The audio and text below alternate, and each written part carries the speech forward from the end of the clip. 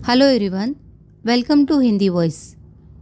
एक झील जो सैकड़ों कंकालों से भरी हुई है, रूपकुंड स्केलेटन लेक, जिसका बर्फ पिघलने के बाद मानवीय कंकाल दिखाई देते हैं।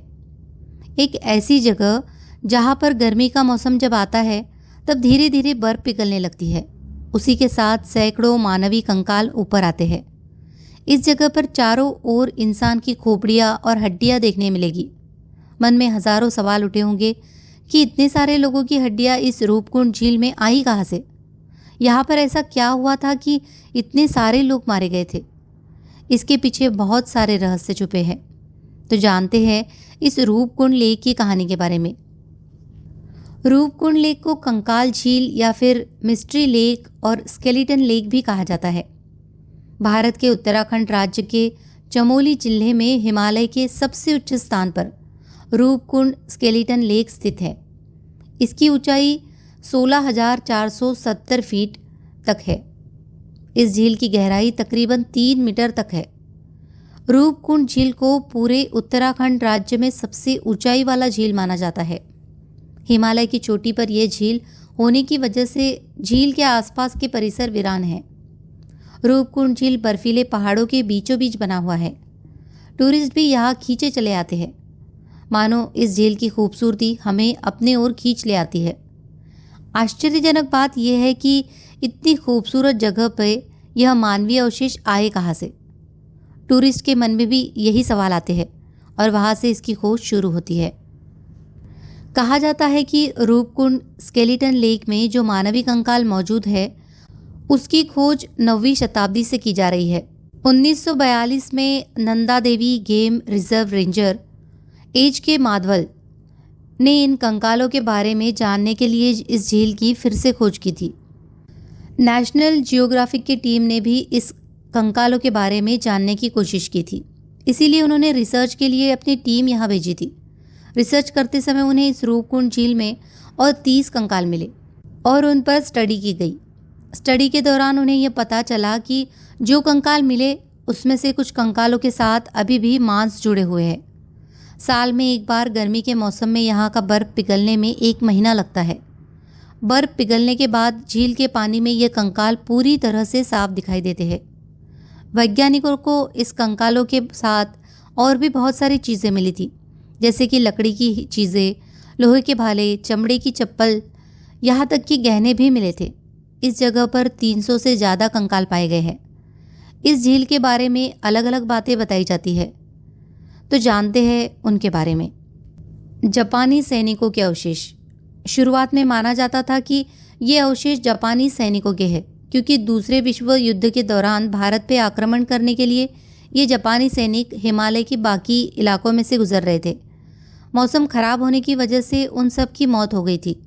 उस वक्त ब्रिटिश सरकार भारत पर शासन कर रही थी। सच्चाई का पता लगाने के लिए ब्रिटिश सरकार ने जांच पड़ताल के लिए वहाँ पे एक टीम भेजी। रिसर्च के बाद यह बात सामने आई कि ये कंकाल जापानी सैनिकों के नहीं थे, क्योंकि ये कंकाल सैकड़ों साल पुराने थे। लेकिन यहाँ रहने वाले लोग कुछ अलग कहानी को मानते हैं। नंदा देवी का प्रकोप। लोगों का मानना है कि कुछ लोगों का समूह इस हिमालय की बर्फीले पहाड़ी में फंस गया था। उनके पास बचने का कोई रास्ता नहीं था और वो सभी लोग एक साथ मर गए। ये लोग नंदा देवी के दर्शन के लिए जा रहे थे, ऐसा माना जाता है। हिमालय में नंदा देवी का मंदिर है, जो कि हिंदुओं का श्रद्धा स्थान माना जाता है। रूपकुंड में हर 12 साल में एक बार राज जाट नाम का उत्सव मनाया जाता है। उसी दौरान नंदा देवी की पूजा की जाती है। उस वक्त बड़ी दूर से लोग यहाँ आते हैं। यहाँ रहने वाले लोगों के अनुसार एक बार कनौज के राजा जस धवल अपनी गर्भवती पत्नी के साथ तीर्थ यात्रा पर निकले थे। वो हिमालय में नंदा देवी के मंदिर में दर्शन के लिए जा रहे थे। राजा के साथ उनके नर्तकी और सैनिक भी तीर्थ यात्रा पर निकले थे। बड़े धूमधाम से वे सब लोग तीर्थ यात्रा के लिए निकले थे। लोगों के मना करने के बाद भी उन्होंने तीर्थ यात्रा के सभी नियम तोड़ दिए थे। वहाँ के लोगों की मान्यता थी कि ऐसा करने से नंदा देवी माता का प्रकोप हो जाएगा, लेकिन राजा ने उनकी कोई बात नहीं सुनी। हिमालय में बर्फीला तूफान आया और राजा के साथ सारे लोगों की मौत हो गई। लेकिन ये कहानी सच है या झूठ, इसका दावा कोई नहीं कर सकता। वैज्ञानिकों के रिसर्च के बाद यह बात पता चली कि रूपकुंड झील में तकरीबन 200 कंकाल मिले हैं। यह कंकाल भारतीय आदिवासियों के हैं और यह 9वीं शताब्दी के हो सकते हैं। इन आदिवासियों की मौत बर्फीले तूफान की वजह से हुई थी। इन कंकाल पर और भी रिसर्च हुए थे। इन कंकालों पर हार्नी एट अल द्वारा जांच की गई।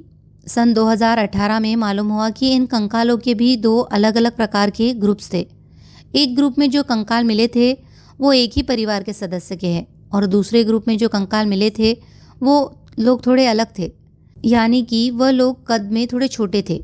वैज्ञानिकों का कहना है कि इन लोगों की मौत किसी लड़ाई से या फिर हथियार से नहीं हुई थी, बल्कि उन सब की मौत ओलावृष्टि यानी कि हेल स्टॉर्म होने की वजह से हुई थी।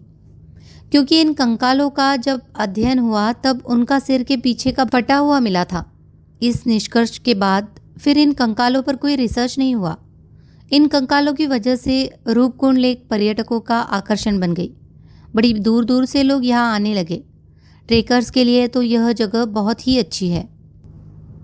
ये रहस्य केवल मनोरंजन और सामान्य ज्ञान के लिए आपके सामने प्रस्तुत किया गया है, तो मैं आपसे अनुरोध करती हूँ कि आप इसे उसी दृष्टिकोण से देखें। और अगर आपको हमारी प्रस्तुति पसंद आई हो तो प्लीज़ इसे लाइक कीजिए, शेयर कीजिए और कमेंट कीजिए और हमारे चैनल को सब्सक्राइब भी कर लीजिए। धन्यवाद।